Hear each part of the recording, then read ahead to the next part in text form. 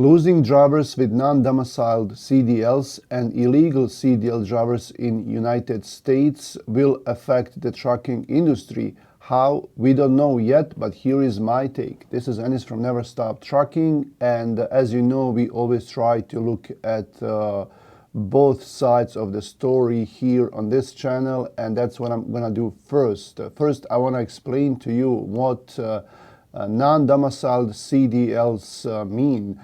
They are mostly reserved for people who come here on a working visa from a different country, and they don't have a residence in a state, so hence the name non-domiciled.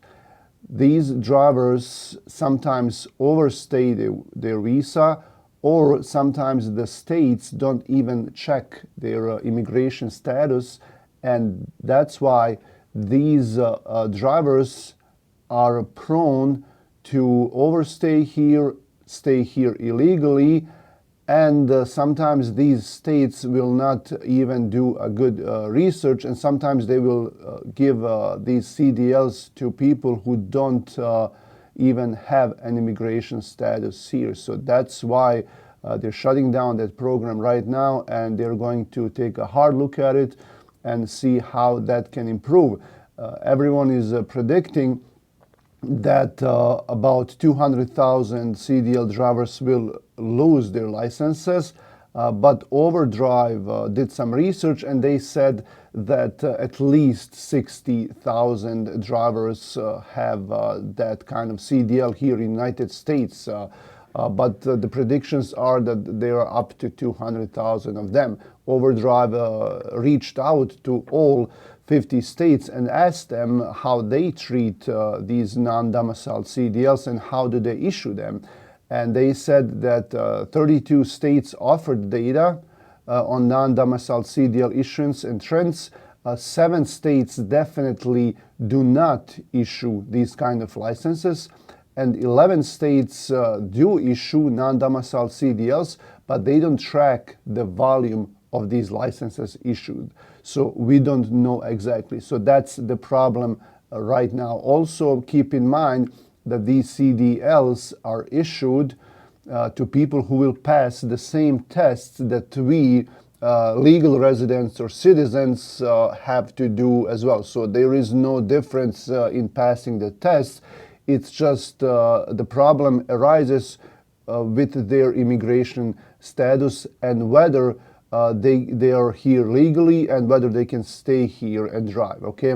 Another thing that we have going on right now is a lot of states are cracking down on illegal drivers, and in Oklahoma the other day they did over 500 inspections, and these according to the comments on the channel here, people are saying that they were just randomly pulling in trucks, and they took a look at over 500 drivers, and over 100 of them were here illegally. That's 1 in every 5, and that's really concerning, okay?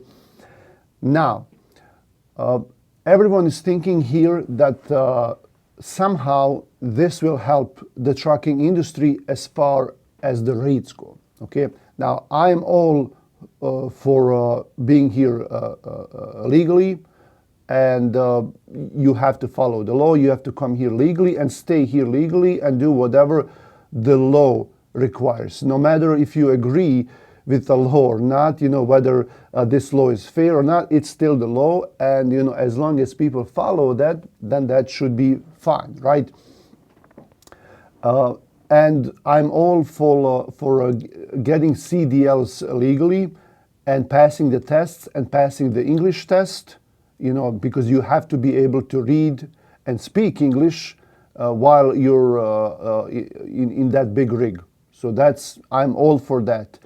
But the thing that that I'm a little bit skeptical about is the fact that people think that this is going to help the rates. In my opinion, this will not help the markets, right? It will help people being safe on the road. It will help people getting their chance who are here legally and get their CDLs legally, so they can go out there and do it the right way. That I agree on. It might help maybe with the driver pay, but as far as the market rates go, I really don't see that happening. That this will do anything with the rates. Now, these possible 200,000 drivers that have these non-domiciled CDLs, that's around 5% of the current driver number in United States, right? So that's 5%. Then also this is up to 200,000. This is not, we don't know if it's really 200,000. People just are playing with those numbers, so we don't know that. Another thing is they are halting the program right now. They're not issuing new CDLs, new non-domiciled CDLs, and they're not renewing the current ones. But it will take a couple of years for all of those licenses to expire, and in the meantime, I'm assuming they're going to come with something where there's going to be a different way of vetting these people, and it's not like all of them are just going to go away, right? I don't see that happening. But even if we lose all 200 of these drivers, what's it going to do to the industry? Nothing. We already have more than enough trucks on the road, more than enough carriers on the road, and we have too much capacity, right? And shippers see that, brokers see that, and it's this is not gonna help. We're still gonna have those trucks out there, and companies are still gonna look for new drivers to replace those, right? So it's not like these trucks that they were driving are going away. They're still gonna stay here. So here is more like in detail analysis. Okay, so the FMCSA will remove tens of thousands of non-domiciled CDL holders.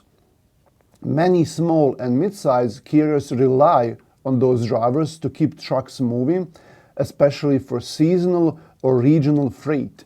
The result of that is that the capacity will tighten slightly, especially in agriculture and drayage sectors that used foreign on temporary status drivers. Okay, so these are some niche industries that we're talking about. With fewer drivers available, market theory says that the wages will rise, but in practice, most carriers won't raise pay, or most shippers, most brokers, unless rates go up, right? So they will not, so it's an effect, right? If you have better rates for carriers, then they can afford to pay more drivers in order to attract new drivers who will replace those, right? Because it will be harder for them to hire people, and therefore they will have to offer better benefits, better conditions, better pay, right? But for them, with these markets right now, it's going to be impossible to afford that, okay? Right now, the line haul and spot rates remain weak. Many carriers are already operating near break even, okay? So what we're gonna likely see is that the carriers will be running fewer trucks rather than raising pay. Owner-operators might be picking up some of that slack if freight improves. Recruiting costs will go up as companies compete for legal, fully domiciled drivers, okay? So how do you balance that? How do you, if the markets are what they are, they're paying what they are, how are the carriers gonna afford these drivers, right, that are here legally and that want better pay? It's going to be tough for them to do that. Now, what about freight rates and shipper pricing? The idea that shippers will pay more because capacity drops only holds if there's real scarcity, right? And this is not it. Right now, the US still has excess capacity and high insurance, fuel, and equipment costs. Shippers won't raise rates unless service failures increase, for example, missed pickups, slower transit, or driver supply tightness across multiple regions at once. This rule alone won't lift the rates immediately, unfortunately. It will add friction, but not a rate surge, especially if freight demand stays flat into 2026. Now we have the medium, so this is the short-term effect. Now we have the medium-term effect. There is one upside. This could weed out carriers using questionable licensing practices or drivers with unclear immigration status. That might restore some credibility to safety ratings and help legitimate fleets long-term. Bottom line, a short-term tighter labor, but no big rate rebound, mid-term higher compliance costs for carriers, and long-term possible slow capacity contraction, which could support rates only if freight demand rises. I want the market rates to go up, but there has to be something really extreme in order for these rates to tighten. I am working on a different video where I give my take on what has to happen in order for market rates to change. But the talk of the internet, of the YouTube, is right now is these non-domiciled drivers and illegal drivers, and that's fine. You know, people like that kind of talk. People like sensational news and clickbait titles and all of that.